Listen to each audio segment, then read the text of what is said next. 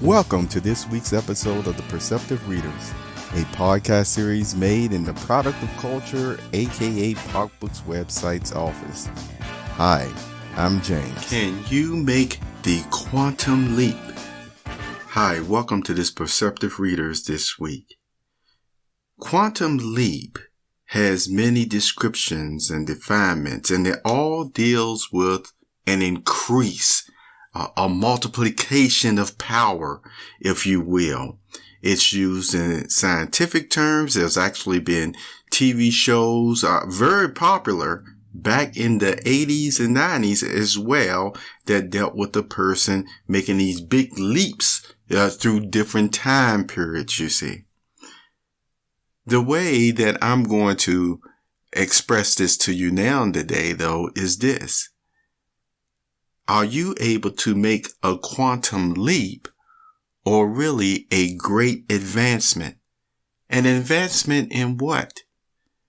Well, I'm not talking about technology. I'm not talking about transhumanism or anything of that nature. Why? Because there's even a passage from a man who was able to make a quantum leap, if you will, in knowledge that even says, all things are lawful, but not all things are advantageous. So this is still showing that just because you can do something and even maybe learn about certain aspects of life and how it functions and things of that nature, it doesn't mean all that knowledge will even be advantageous for your own well-being. Did you know that? And see, and we'll get into that. But what I want to talk about this time is actually a quantum leap again, an advancement in understanding, making sure that yes, in this case, it is something that you want, that you need. You see, sometimes, remember, people learn in different ways. But did you know it's not always what the person is showing an aptitude for? Because, sometimes, to use the expression, a person, you can think that they're actually as dumb as a rock, okay? Because they may not know certain things. And then you have other persons who don't know certain matters because they're just not interested in certain matters, you see. And then, of course, there are others who do not learn because they're actually, once again, more focused on maybe just their own self, their own life, or what have you. I won't go into the motives behind that, but some of the motives you can see it was very necessary for that person, and then some of them are just plain self-serving. So all the same, though, in every situation, are these individuals able to still make a quantum leap in understanding? Will they have the motivation? Will they have the desire to do so? There was once a teacher who went to talk to a sage. And the teacher was expressing some frustration about the year that was coming up, the school year that was coming up.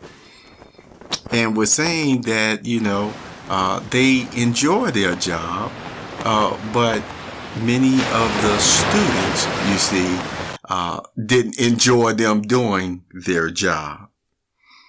And so the sage continued to listen. And the teacher went on to express some of the disciplinary problems with this and that. And the teacher knew that, hey, this information is good. I know it doesn't start off like this, but by the end of the year, you'll always be happy if you just listen. But see, the students didn't always appreciate it, and they didn't stick with it long enough to see, the benefit. And so what the sage told the teacher was this: do you make it so that they will quickly see the benefit of what you see they are learning? And the teacher said, well, what do you mean by that? See, instead of waiting a whole year at times, you see, for the persons to see just what a benefit is, you have to, in the first couple of days, to show them what the benefit will be, and then let them know after they get it that, hey, there's much more from where that came from. Okay. And so the teacher said, how do I do that? Even though, the teacher knew how to do it, but see, the sage knew it as well. And the sage said, well, I'll leave that up to you. And so anyway, the sage had a younger child around him, a family member, you see.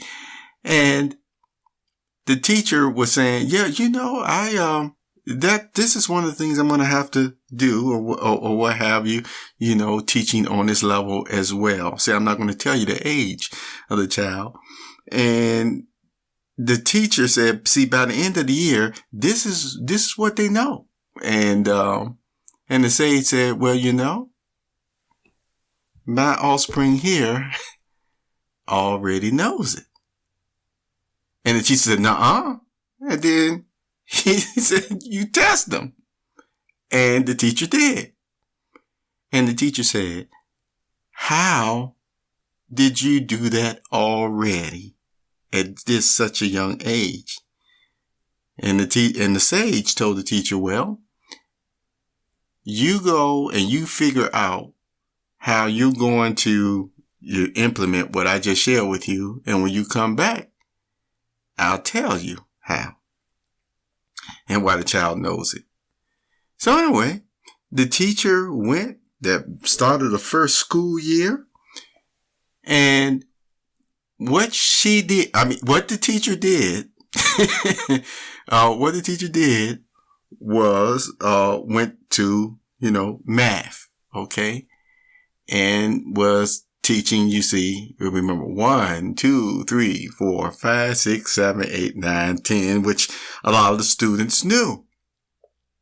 And so what the teacher wanted the students to do, was, okay, write all the way up to 100. And so the students did that, 1, 2, 3, and they wrote it out on the paper all the way up to 100. And so then the teacher said, do it again. And they did it again. And this went on all day long.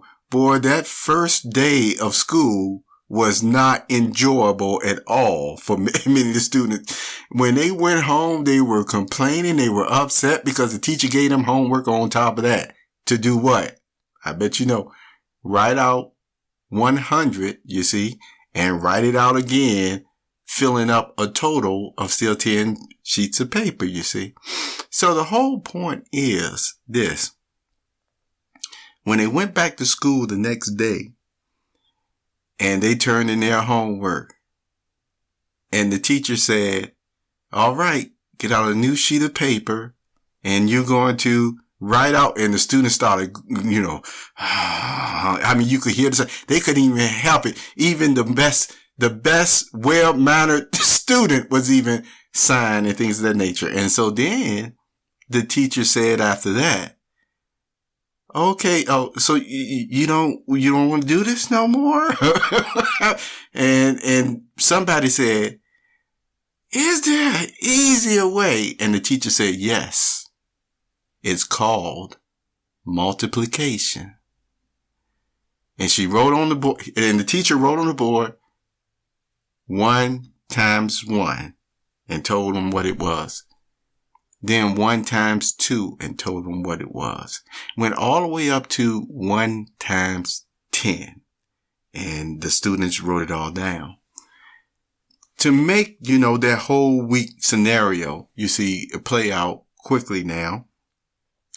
what the teacher said is for homework, either you can once again write out, you see, 1 all the way to 100 on 5 sheets of paper, or you can use another method to actually still make sure the 100 is in the equation.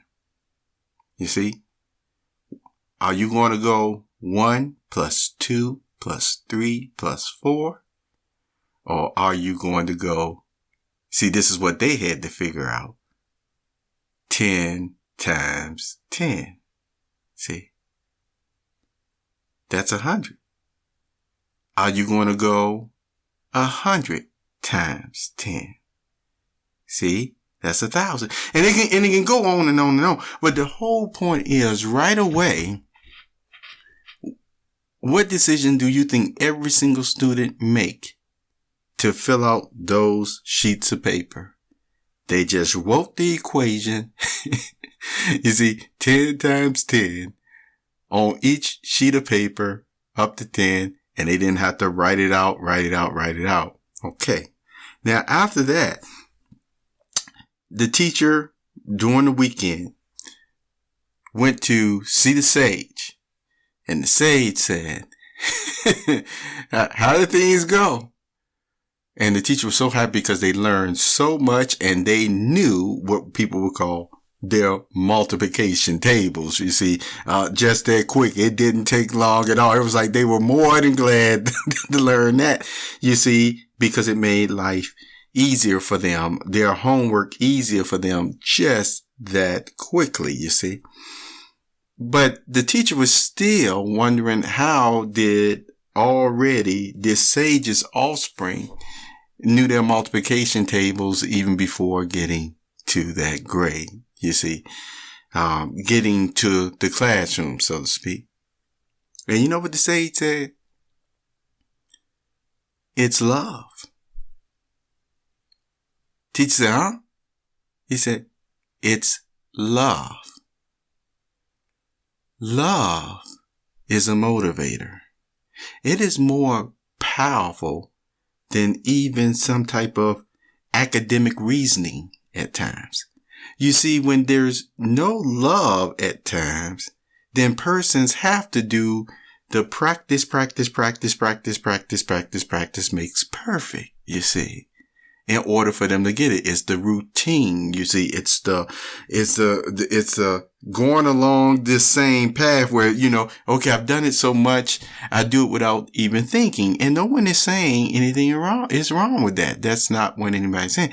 What I'm bringing out to you today is love is such a motivator that the person who is so interested that you love and they love you, that sometimes they just learn things effortlessly because of the love and the compelling motivation that is coming off of you. And see, and it doesn't even feel like it's a chore, you see. That's where you hear that term sometimes, I want to, you know, that's something that is from the good book passage as well. And so with all of that in mind, perceptive readers, keep this in mind. You know, whenever you want to help somebody, and see, that's the key, really want to help somebody. What is the best way of helping that person? What did you gather from this quantum leap here? This quantum leap scenario. I tell you what, you can make a quantum leap in knowledge, yes, through hard work and, you know, academic studies and things of that nature. But I tell you today, the quantum leap of understanding comes from love. It comes a whole lot quicker, a whole lot easier And what is the sound basis for that? Where even the Apostle Paul, who was able to make a quantum leap in understanding about God, and yes, even with the knowledge God gave him down to this day, he already stated that love builds up. It's knowledge. See, just regular knowledge, co-application of knowledge, that puffs up.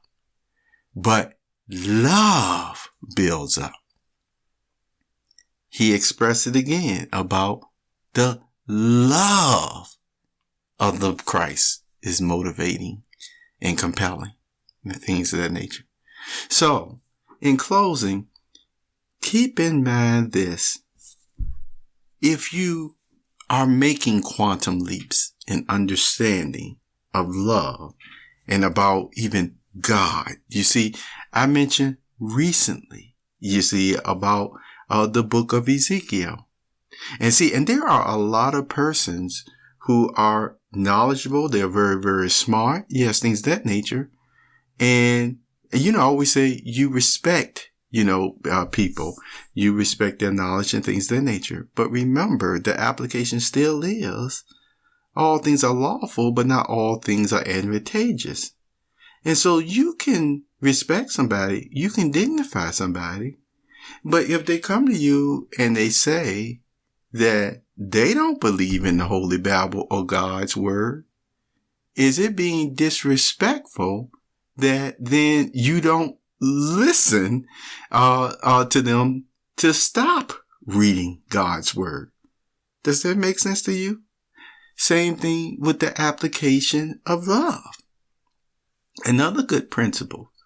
If somebody else does not, agree or ascribe to what you're trying to do in this positive way, is it disrespectful or undignified that then you won't listen to them to stop doing what this positive thing is? You see, there's always time, you see, to no, there's not always time, but the expression, it happens a lot where, person can just say, I'm done with this. I'm done with that person or what have you.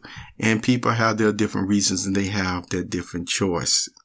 What I'm still going to share with you in this matter as well, though, is, the biggest difficulty sometimes with people that cause a whole lot of problems is remembering this. No matter how much knowledge, no matter how much authority a person may have, that knowledge and authority never overrides what God has said about his knowledge, authority, and as I said before, your conscience. It just doesn't. So there you go. See, I could go into a stated further things about, when I go into public declaration about whether you say, hey, I'm one with you. Yes, we're going to work together in this way and things. But see, I'm not talking about that. I'm still talking about, getting specific here about a person's right to worship their God in freedom and unmolested. You see, in freedom and unmolested. That's God's will. Okay. So are you able to make a quantum leap in these things and others? Do you have the desire? The thought is just there. So thank you for being here this week on Quantum Leap. You will hear me talk about quantum leaps in the future as well. But this was a nice start, I guess, with this.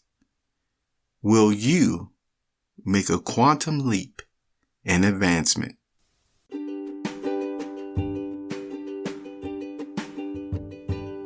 You have just listened to the Perceptive Readers Podcast. Remember, until next time, if you read something that encourages you to improve or enhance your life for the better, it becomes your reality.